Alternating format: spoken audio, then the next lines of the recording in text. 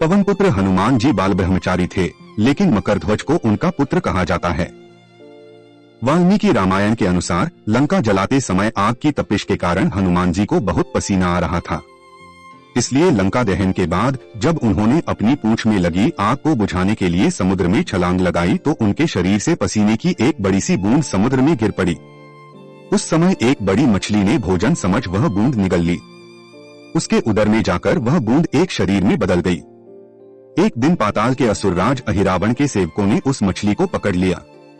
जब वे उसका पेट चीर रहे थे तो उसमें से वानर की आकृति का एक मनुष्य निकला। वे उसे अहिरावण के पास ले गए। अहिरावण ने उसे पातालपुरी का रक्षक नियुक्त कर दिया। यही वानर हनुमान पुत्र मकरध्वज के नाम से प्रसिद्ध हुआ। जब राम रावण युद्ध हो रहा था तब रावण की आज्ञानुसार अहिरावण राम लक्ष्मण का अपहरण कर उन्हें पातालपुरी ले गया। उनके अपहरण से वानर सेना भयभीत व शोकाकुल हो गई। लेकिन विभीषण ने यह भेद हनुमान के समक्ष प्रकट कर दिया।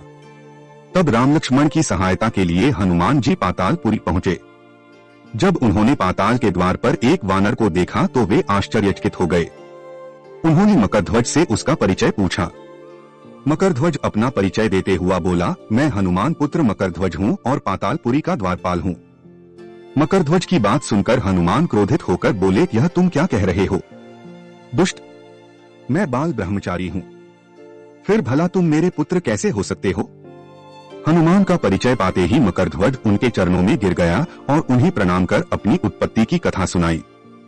हनुमान जी ने भी मान लिया कि वह उनका ही पुत्र है, लेकिन यह कहकर कि वे अभी अपने प्रभु श्री राम और लक्ष्मण को लेने आए हैं। जैसे ही द्वार की ओर बढ़े वैसे ही मकरध्वज उनका मार्ग रोकते हुए बोला, पिताश्री, यह सत्य है कि मैं आपका पुत्र हूँ, लेकिन अभी मैं अपने स्वामी की सेवा में हूँ, इसलिए आप अंदर नहीं जा सकते। हनुमान ने मकरध्वज को अनेक प्रकार से समझाने का प्रयास किया, किंतु वह द्वार से नहीं हटा। तब दोनों में घोर युद्ध शुरू हो गया। देखते ही देखते हनुमान जी उसे अपनी पूंछ में बांधकर पाताल में प्रवेश कर गए। हनुमान सीधे देवी मंदिर में पहुंचे, जहां अहिरावण राम लक्ष्मण की बलि देने वाला था। हनुमान जी को देखकर चामुंडा देवी पाताल लोक से प्रस्थान कर गईं। तब हनुमान जी देवी रूप धारण करके वहां स्थापित हो गए। कुछ देर के बाद अहिरावण वहां आया और पूजा अर्चना करके जैसे ही उसने राम लक्ष्मण की बलि देने के लिए तलवार उठाई, वैसे ही भयंकर गर्जन करते हुए हनुमान जी प्रकट हो गए और उसी तलवार से अहिरावण का वध कर दिया। हनुमान ने राम लक्ष्मण को बंधन से मुक्त किया। तब श्री राम ने पूछा, हनुमान, तुम्हारी पूंछ में यह कौन बंधा है? बिल्कुल तुम्हारे समान ही लग रहा है, इसे बंधन मुक्त कर दो। हनुमान ने मकरध्वज का परिचय देकर उसे बंधन मुक्त कर दिया। मकरध्वज ने श्री राम के समक्ष सिर झुका लिया। तब श्री राम ने मकरध्वज का राज्याभिषेक कर उसे पाताल का राजा घोषित कर दिया और कहा कि भविष्य में वह अपने पिता के समान दूसरों की सेवा करे। यह सुनकर मकरध्वज ने तीनों को प्रणाम किया। तीनों उसे आशीर्वाद देकर वहां से प्रस्थान कर गए। इस प्रकार मकरध्वज हनुमान पुत्र कहलाए। वर्तमान में मकरध्वज के मंदिर भी मौजूद हैं, जहां मकरध्वज की पूजा की जाती है। भारत में मकरध्वज के 2 मंदिर हैं।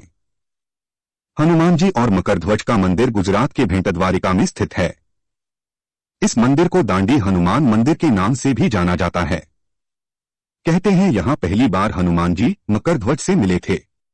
यह मंदिर काफी प्राचीन है। मकरध्वज का एक और प्रसिद्ध मंदिर राजस्थान के अजमेर से जोधपुर मार्ग में स्थित है।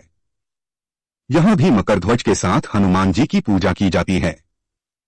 यहां शारीरिक और मानसिक रोगों का इलाज भी किया जाता है। कृपया मेरे वीडियोस को लाइक, शेयर और सब्सक्राइब करें।